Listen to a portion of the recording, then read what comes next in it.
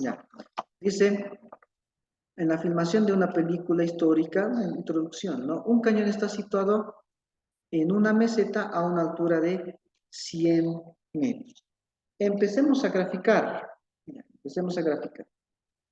Más pequeño, digamos, aquí nuevamente está una pequeña meseta. Algo así tendrá que ser, ¿no? Una pequeña montaña. Y aquí está el nivel de referencia. Ahí está el nivel de referencia. Encima de este cañón, perdón, encima de esta meseta hay un cañón. Yo voy a graficarlo simplemente como un proyectil. Este proyectil va a ser disparado por el cañón. El dato que me dan también es una altura de 100 metros. Ahí está, altura de 100 metros. ¿Ya? Respecto del nivel de referencia. El cañón dispara un proyectil con una velocidad de 200 metros por segundo que forma un ángulo de 30 grados con la horizontal. Gráficamente, más o menos este es el vector velocidad, ¿no? Vamos a dispararlo con 200 metros por segundo con un ángulo de 30 grados. Eso me están diciendo. ¿Ya? A ver, ¿qué más?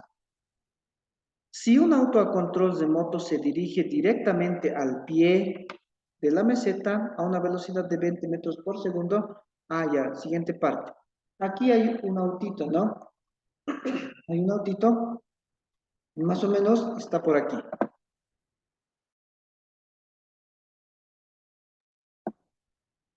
Digamos, por aquí lo podemos graficar, ¿no? Ahí está, este autito dice que se dirige hacia el pie de la meseta, ¿no? El dato que me están dando es la velocidad del autito, ahí está, velocidad, vamos a colocar igual a 20 metros por segundo, ¿no? Ahí está.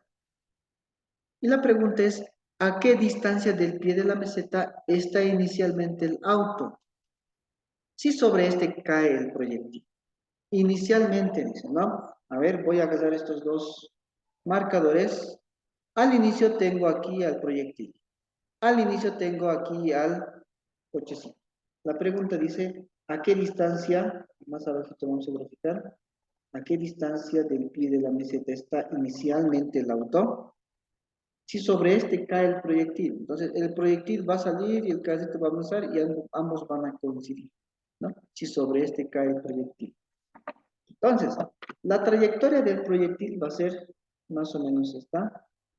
Va a subir y va a empezar a bajar, ¿no? Esa va a ser la trayectoria del proyectil. Y la trayectoria del casito, del cochecito, va a ser esta, ¿no? En línea recta. Y va a llegar justamente aquí.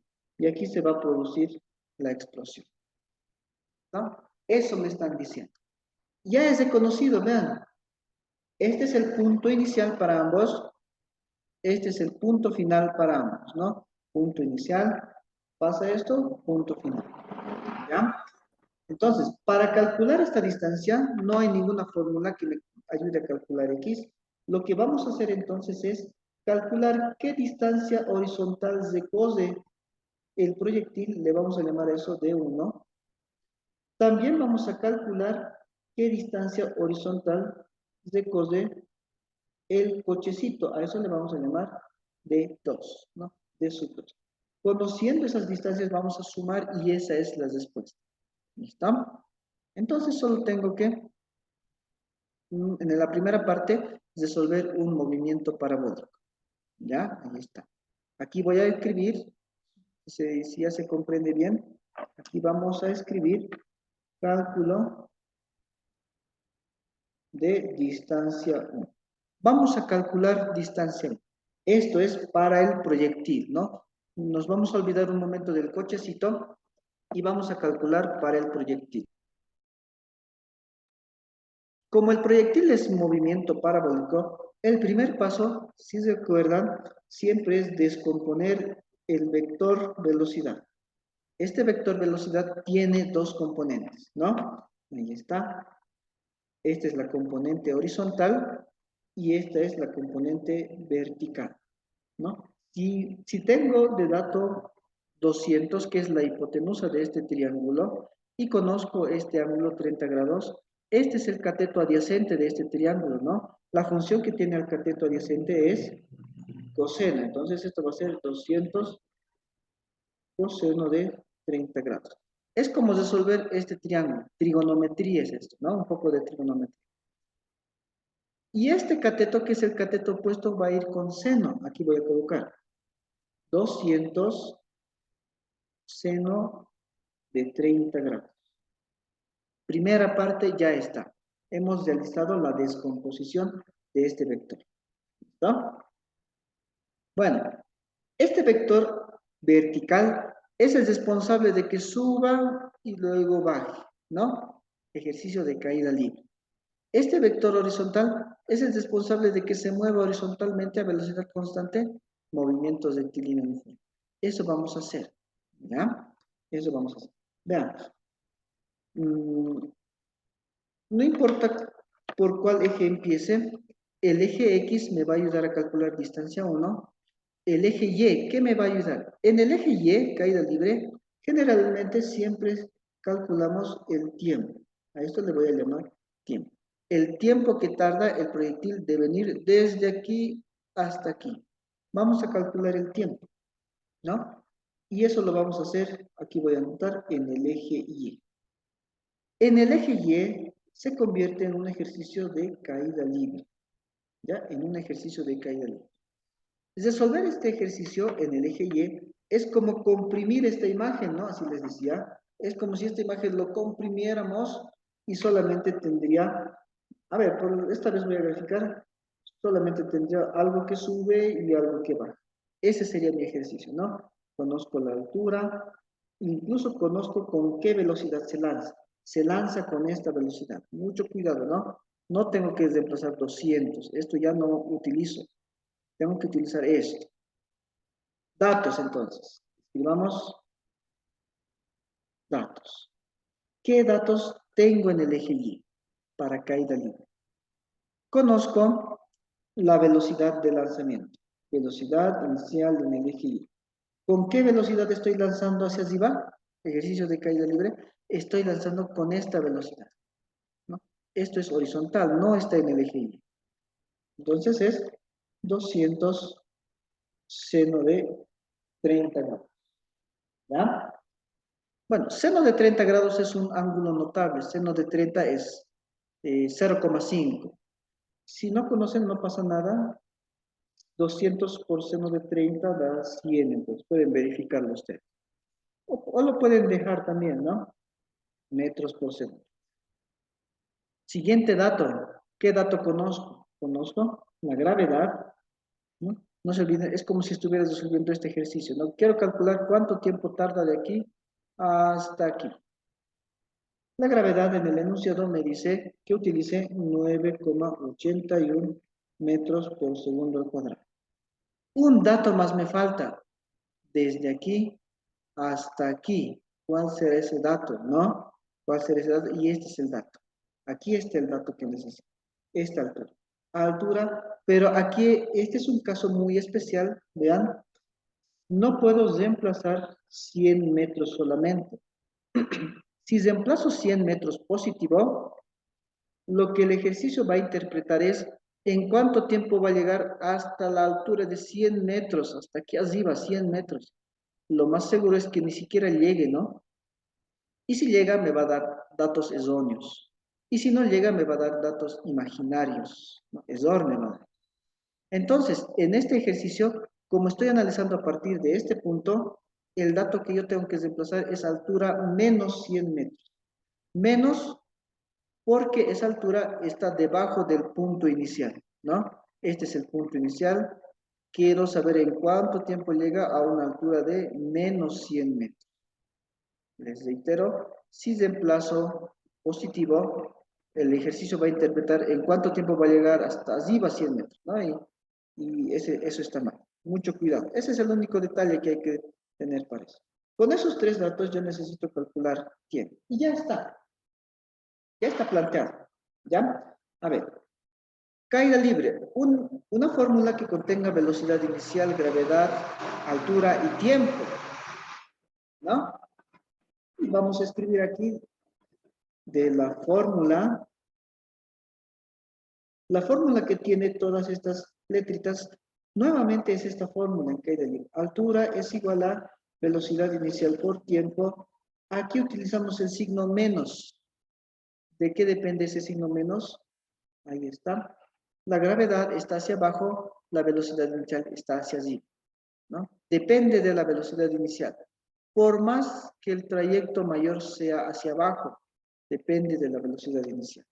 Entonces es menos, ahí está, 1 medio gravedad tiempo al cuadrado. Esa es la fórmula que yo extraigo de los formularios, ¿no? Aquí, pero tengo que hacer una corrección, no es directamente, como estamos trabajando en el eje Y, aquí va eje Y. Y vamos a reemplazar, y creo que me va a dar otra ecuación de segundo grado. Vamos más abajito. La altura que tengo que reemplazar, a este lado voy a reemplazar, es menos 100. ¿Ya? Si hacen con 100 van a tener otra solución. Tal vez error les va a salir. Eso es igual a velocidad inicial en el eje Y.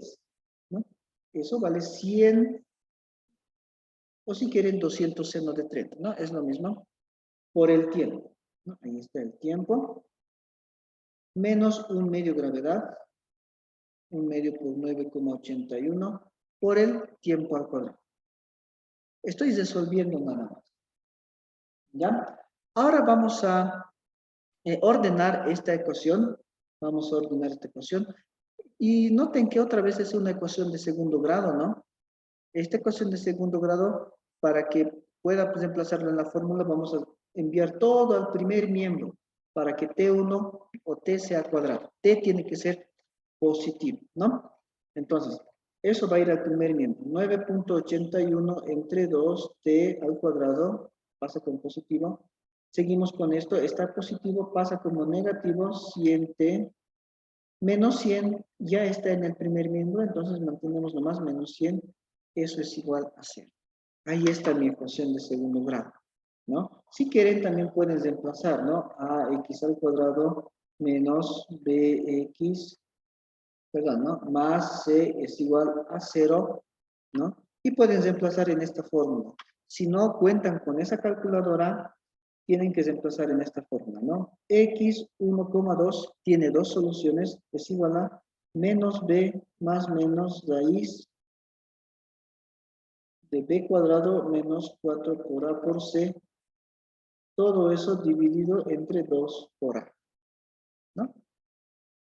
¿Cuánto vale a? ¿Cuánto vale b? ¿Cuánto vale c? Por simple comparación obtengo. Esto vale a, 9,81 entre 2. B vale menos 100. C también vale menos 100. ¿Está? Pero como yo tengo mi calculadora, a ver, vamos a compartir nuevamente. Ahí está. A ver, perdón. Ahí está. A ver, ¿dónde está mi calculadora? Aquí está. ¿No? Voy a introducir estos valores en esta calculadora. Aquí voy a abrir paréntesis, 9.81 dividido entre 2, cierro paréntesis. Eso está con t al cuadrado, ¿no? Entonces yo voy a colocar x al cuadrado. Menos 100x sería, ¿no? Menos 100 alfa x, ahí está. Y menos 100, ¿no? Y eso está igualado, ¿no? Alfa igual a 0. Y listo. No tengo que colocar igual, ¿no? Tengo que colocar resolver. Shift, resolver, ¿no? Y me pide una solución para x. Esta no es la solución, por cierto. Me pide un valor inicial. Si ese valor inicial se acerca al positivo, me da el resultado positivo. Si ese resultado, perdón, si este valor que yo coloco se acerca al valor negativo, me va a dar la respuesta negativa. Porque esta ecuación tiene dos soluciones, uno con positivo y otro con negativo. Por eso normalmente yo coloco números altos, ¿no? 100 puedo ponerles. Y de 100 colocamos igual, ¿no? Y aquí está la solución. ¿Ya? ¿Está? Ahí está la solución. La solución positiva me interesa. 21,34. A ver, vamos a ir a la pantalla. Ahí está. Resolviendo esta ecuación, T me ha dado 21.34. Esto está en segundos. Bueno, no me interesaba T en realidad, pero T es de mucha ayuda, ¿ya? T me va a ayudar a encontrar otras soluciones, ¿no? ¿Listo? Entonces vamos a continuar más abajo. Pero antes, ya conozco el tiempo, voy a volver al gráfico. Lo que me interesa era calcular distancias. Vamos ahora a analizar en el eje X. En el eje X es como analizar la sombra de este proyectil. Este proyectil tiene velocidad horizontal, que es esto, 200 coseno de 30. ¿En cuánto tiempo llega esto de aquí hasta aquí? En este mismo tiempo. Tengo velocidad, tengo tiempo, con eso puedo calcular distancia. No se olviden, esta velocidad es en el eje X, la velocidad del proyectil, ¿no? Y eso vamos a hacer. A ver, voy a mover un poquito. Y aquí vamos a continuar en esta otra hoja. A ver, permítanme un momento. Ahí está. ¿No? Vamos a calcular ahora, vamos a analizar, seguimos en el proyectil, vamos a analizar el eje X. Resolver ejercicios en el eje X es como resolver ejercicios de movimiento rectilíneo uniforme. Y hay una sola ecuación, distancia es igual velocidad por tiempo. ¿Ya? ¿Qué distancia vamos a calcular? Vamos a calcular distancia 1. ¿Ya? Un momentito. Vamos a calcular nosotros distancia 1. Distancia 1 es igual a velocidad. Velocidad horizontal necesito, ¿no? Si retrocedemos un poquito, la velocidad horizontal vale 200 coseno de 30. ¿Sí? 200 coseno de 30. Y eso le vamos a multiplicar por el tiempo que acabamos de encontrar, ¿no? El tiempo que acabamos de encontrar es 21,34. 21,34. Distancia. Con esto ya tenemos la distancia, ¿no? A ver, calculemos. Yo voy a calcular en mi calculadora 200 coseno de 30 por tiempo. Me da 3.696.2 metros. ¿Ya? 3.693.2 metros. Ya tengo distancia. Para dar la respuesta X, habíamos dicho que también necesito distancia 2, ¿no? Conozco la velocidad del autito. Lo que no conocía hace un momento era en cuánto tiempo demoraba este autito en llegar de aquí hasta aquí. Si se dan cuenta, es el mismo tiempo. Ambos parten, punto inicial, pasa ese tiempo y ambos llegan aquí. Entonces, ahora sí, ya puedo dar mis respuestas, ¿no? Aquí vamos a analizar para el auto, ¿ya? Para el auto, la distancia que recorre el auto, distancia 2, es igual a la velocidad del auto por el tiempo del auto, ¿no? Y, pues, digamos que le hemos puesto velocidad 2 para no confundirnos con la velocidad del proyectil. La distancia 2 entonces va a ser velocidad del auto, 20 metros por segundo era el dato. Tiempo que demora el auto, que es igual a ver, 21,34. 21,34. Y esa es la distancia 2, ¿no? Si hacemos este cálculo, a ver, vamos a calcular 426,8, ¿no? 426,8 metros. Ya conozco distancia 1, ya conozco distancia 2. Del gráfico, ¿no?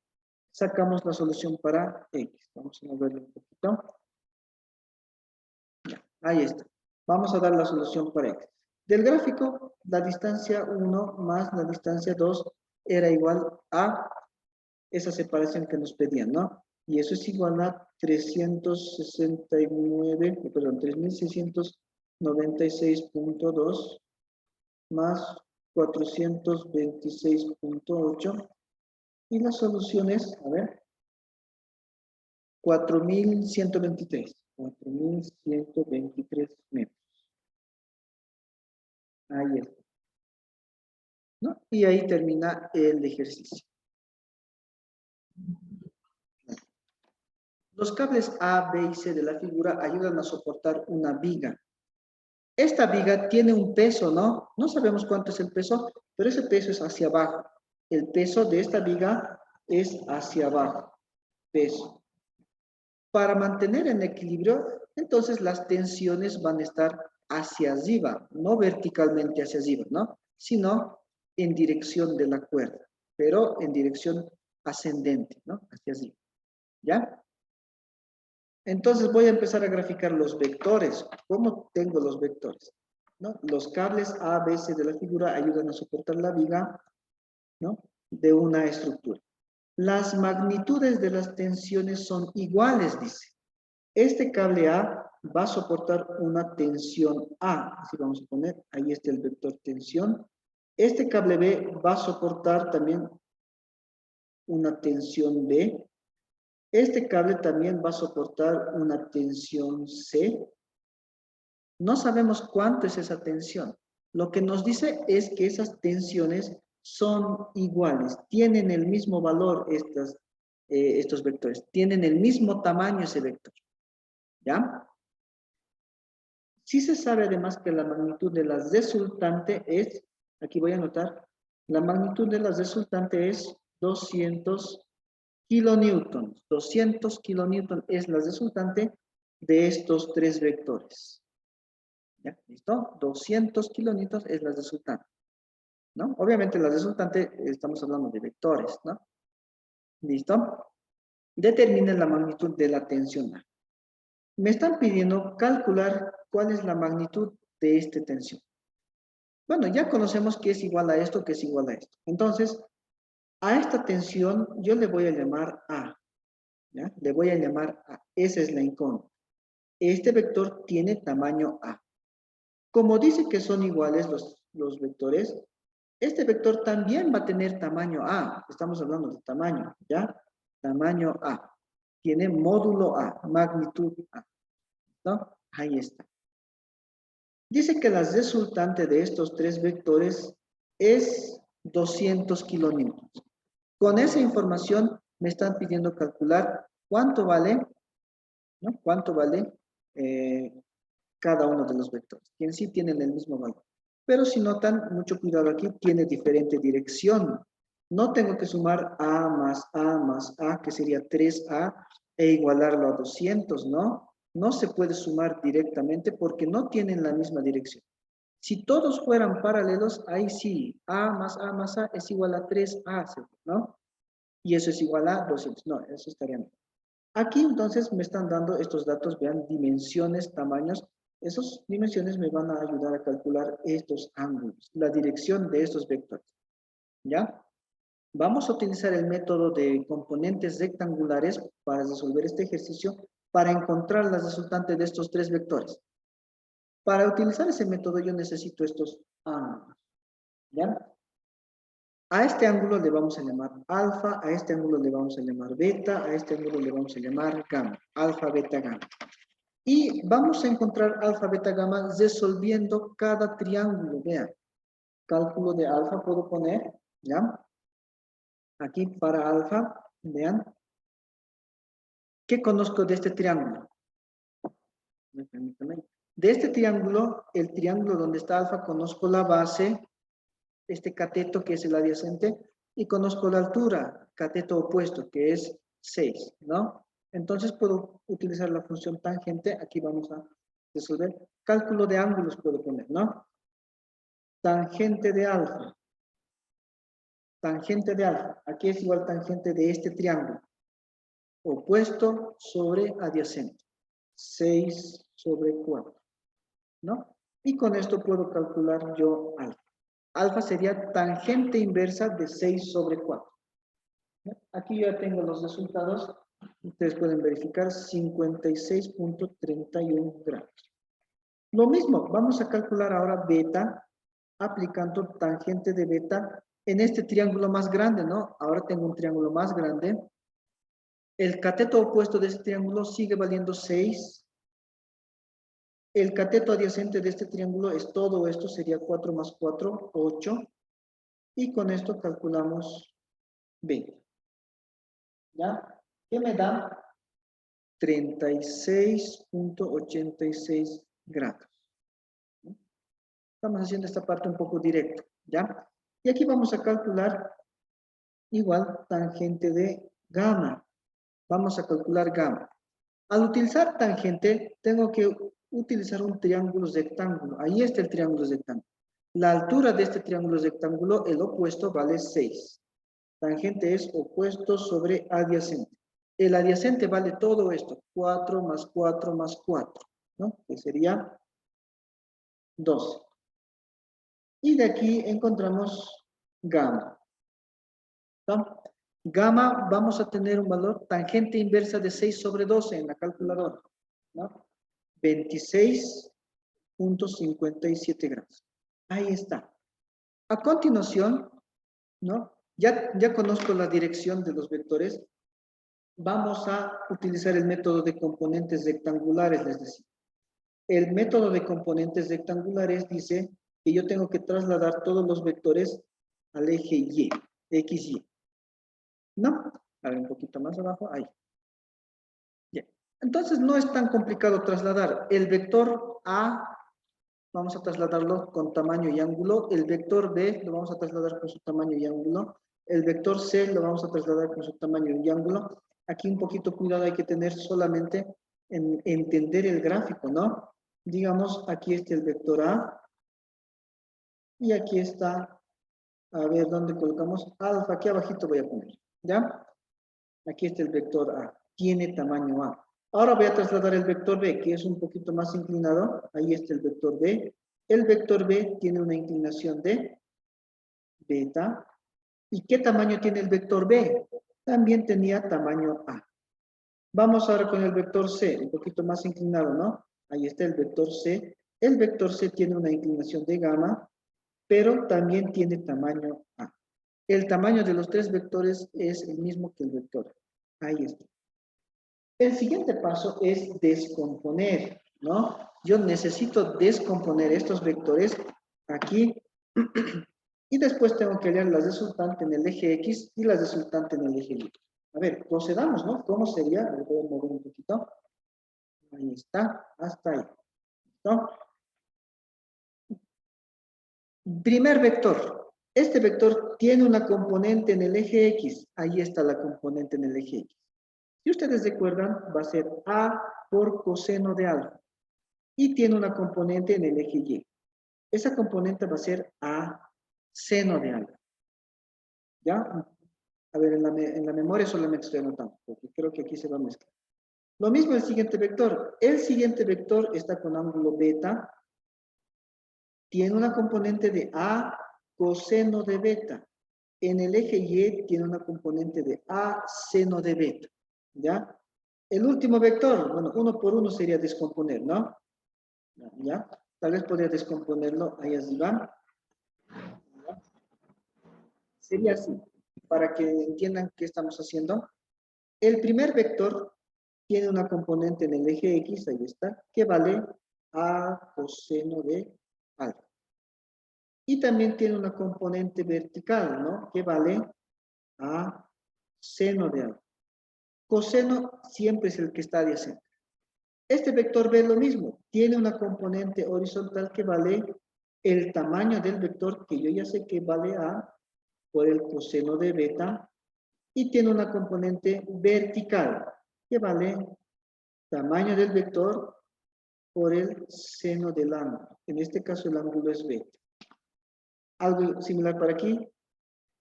Aquí tengo A coseno de gamma y aquí vamos a tener A seno de gamma. ¿Ya? ¿No? Ya, enseguida vamos a volver a anotar eso. Tendría que poner eso aquí, ¿no? Pero se van a mezclar. Ya, no interesa. Ahora vamos a ir al siguiente paso. El siguiente paso, después de descomponer los vectores, el siguiente paso es hallar la resultante en el eje X y en el eje Y. Vamos a calcular la resultante en el eje X. ¿Cuántos vectores hay en el eje X?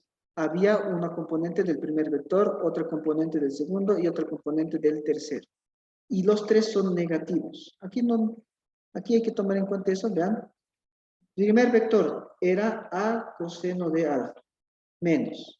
El segundo vector era A coseno de beta. El siguiente vector era menos A coseno de gamma, ¿no? Y ahí está. La resultante en el eje X, ¿cuánto será? No conozco A, pero puedo factorizar A. Bueno, mejor factoricemos menos A, ¿ya? Factoricemos menos A. Y lo que tengo que sumar en realidad es coseno de alfa, coseno de 53.31 grados, más, si factorizo el menos, ahora aquí queda más, coseno de beta de 36.86 grados, más, ¿no?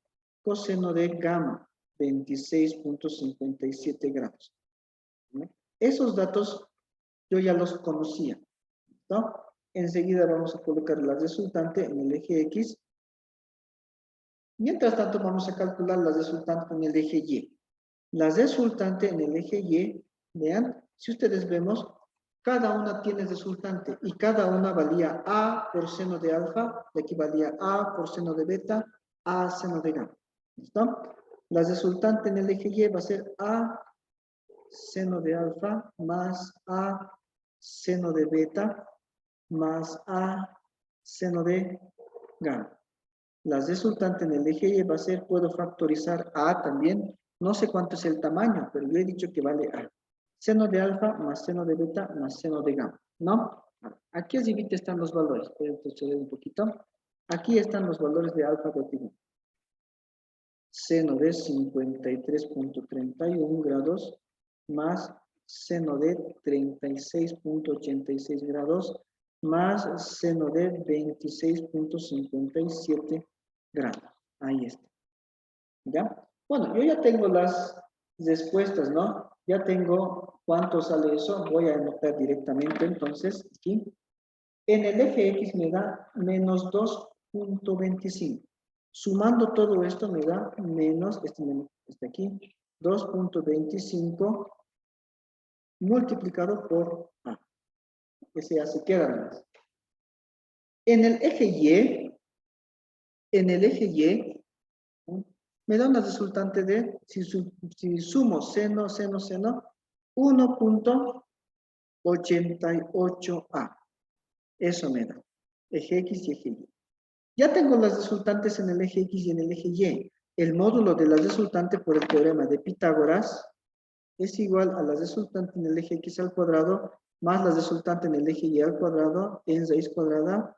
Eso es igual a menos 2.25 A al cuadrado más 1.88, perdón, multiplicado por A al cuadrado en raíz cuadrada. Este A cuadrado, por matemáticas, teoría de ecuaciones, puedo factorizarlo A cuadrado y puedo sacarlo. Sale de la raíz como A, ¿ya? Y tengo que colocar estos numeritos en la calculadora. Eso me da 2,93, 2.93. Lo que está aquí, 2.25 al cuadrado más 1,88 al cuadrado, en raíz es 2.93. El ejercicio me decía que la resultante es un valor